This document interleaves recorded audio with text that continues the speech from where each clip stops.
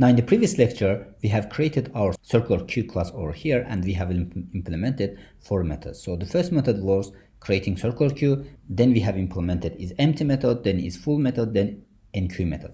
Now in this lecture, we are going to implement 4 methods over here. So we are going to implement dequeue method, pick method, and delete method. Now here, after enqueue method, I'm going to declare dequeue method like this. Now we know that in case of queue, the queue method has to return the first element from the queue and it has to remove the first element from the queue over here. Now that's why I'm going to declare our dequeue method with the return type of integer. So it's going to be public int dequeue. So as a parameter, it's not going to take any parameters. So we are going to implement our method like this. So the first thing that we are going to do, we are going to check that if queue is empty or not. So if it is empty, we are going to return to the console saying that the queue is empty and we are going to return -1. So if it's empty, then in this case we are returning to the console saying that the queue is empty, the circular queue is empty, and we are returning as a return type -1. So when we receive -1 from the dequeue method over here, it means that our queue is empty. So we cannot dequeue any element from the queue over here. Now in the else condition, we are going to implement the logic which is for circular queue. So the first thing that we are going to do over here, we have to create a variable and in which we will keep the value that we are going to remove from the queue. So I'm going to declare integer result. This will be the value of cell which is located at the beginning of queue in this case. So in this case, it's going to be like this, beginning of queue, because this value will be removed from the queue over here. So at the end, we need to return it. So that's why I'm going to save it to the result variable over here from the beginning. Then we are going to set the value of this cell to 0 in this case. So if I set it to 0, it means that this cell is empty and this cell is unused. So you can set this value to any value that you want. So in this case, just for simplicity, I am setting it to 0, but normally people are setting to the minimum integer value or whatever integer value you want. So in this case, I'm going to set it to 0. So this value depends on your choice of implementation. So here for simplicity, I'm setting it to 0. Then the first if condition that we are going to check, if this is the element that we are enqueuing from the queue is the only element in our queue. So if this only element, in this case, we are setting the top of queue and the beginning of queue to -1, because after enqueuing this element, the queue becomes empty. So to check that, we are going to do it like this. If beginning of queue is equal to top of queue, in this case, it means that we have only one element in our queue. So this means that I'm going to set beginning of queue and the top of queue to -1, because after dequeuing this is going to be empty. So we know that if our queue is empty, so beginning of queue and the top of queue has to point to -1 over here. Now in the else if condition, we are going to write another condition. So if the beginning of queue has reached end of the array, then beginning of queue will start from the first cell of array. So in this case, beginning of queue has to set to the 0. Otherwise, we are increasing the beginning of queue in each the queue operation over here. So it's going to be like this. Else if beginning of queue plus 1 is equal to the size of the queue over here. So in this case, it means that beginning of queue points to the last cell in the array. So this means that after dequeuing an element, the beginning of queue has to point to the first cell in the array. So the first cell's index is 0. So that's why the beginning of queue will be set to 0 over here. Now then in the else condition, we know that when we are dequeuing the element from the queue, we are just increasing the beginning of queue in case of array over here. So I'm going to increase it by 1 in this case. Now at the end, we are going to return this result value that we have over here. So I'm going to put return result. So with this, we have successfully implemented the queue method in case of the circular queue. So what we are doing over here is, first we are checking that if this queue is empty, so this means that we cannot remove any element from this queue. So we are going to return that the queue is empty and we are going to return -1. Then otherwise, we have two conditions over here. So the first condition is if we have only one element in our queue. So in this case, after removing beginning of queue and top of queue has to point to -1. So we are setting them to -1. Otherwise, we are checking that if the beginning of queue points to the last cell in our array, it means that beginning of queue after dequeuing will be set to the first cell in the array. So the first cell's index is 0. So we have to set it to 0. Otherwise, in all other cases, we are going to increase the beginning of queue by 1. Now this is how Dequeue method works in case of circular queue. Now let's see how this is working in practice. So here, as you remember, we have created a circular queue like this, and we have inserted 3 elements to the circular queue over here. Now for the 4th element, instead of calling enqueue method, I'm going to call Dequeue method. So I'm going to save it to some variable over here. So I'm going to put integer result. It's going to be Dequeue. Now we know that the first element in our queue is 10, so if we call the queue method, it has to return this 10, and 10 has to be removed from the queue over here. So I'm going to print out to the console this result value to see how this is working. Now let's run our code to see how this is working. Now here you see that first the queue is created, then we have inserted 3 elements to the queue, then when we are calling the queue method, it's dequeuing the 10. So 10 is the first element in our queue over here.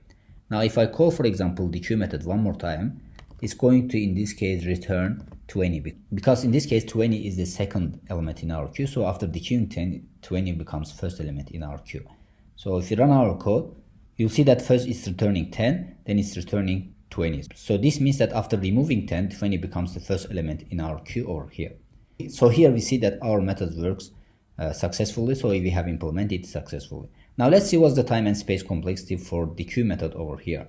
Now here, as always, we are going to start from the first line of this method. So in the first line, we are checking that if this queue is empty, then we are returning message to the console, and we are returning -1. So these 3 lines of code will take a 1-time complexity. Then in the else condition, we are creating a variable over here and setting the beginning of queue to this result variable. So this will take a 1-time complexity. Then we are setting the beginning of queue cell value to the 0, and this one also will take a 1-time complexity. Then in the if condition, we are checking that if the beginning of queue is equal to top of queue, so then we are setting both of them to -1, so this part also will take a 1-time complexity. Then in the else if condition, we are checking beginning of queue plus 1 is equal to size, so this part also will take a 1-time complexity. Then we are setting the beginning of queue 0, and we are increasing the beginning of queue by 1 in the else condition, so this part also will take a 1-time complexity. Now at the end, we are returning result to the console, so this will also take a 1-time complexity. Now if we combine all these complexities over here, we get a 1-time complexity. Now the space complexity is also O1, because in this case an extra space is not required to perform these operations over here. We are just performing returning message and updating the variables over here. So this is not space consuming operation. Now, so that's why the space complexity is O1. Now with this, we have successfully implemented the queue method. Now the next method that we are going to implement is pick method. Now we know that pick method returns the first element from the queue without removing it. But in case of Dequeue method, we are returning the first element from the queue, then we are removing that element from the queue. But in case of pick method, we are just returning the first element from the queue. So in this case, we are not removing the element from the queue, because in some situations in our applications, there might be a situation that we are just checking the beginning of queue. So we don't need to remove it. So in this case, pick method is very useful. So here I'm going to declare our pick method like this. So this method will return the type of integer, because the elements in our queue in this case are integer. So then the first thing that I'm going to check, if this is empty, it means that we are going to return to the console saying that the queue is empty, and we are going to return -1. Otherwise, we are going to return the first element from the queue over here. So the first condition will be like this: is empty, then we are printing out to the console saying that the circular queue is empty. Then after this message, we are going to return -1. So in this case, it means that our queue is empty. Otherwise, we are going to return the first element from this queue over here. So we know that first element is located at the index of the beginning of the queue. So if we access the array with the index of the beginning of queue, in this case, we are accessing the first element in this queue over here.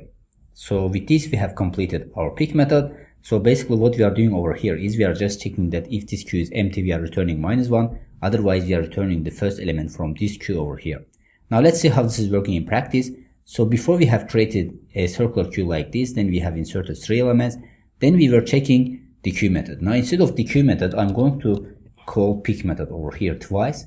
Now you will see that in case of the queue method, first it was returning 10, then it was returning 20. But in this case, for both returns, it's going to return 10, because we are not removing the first element in case of pick method.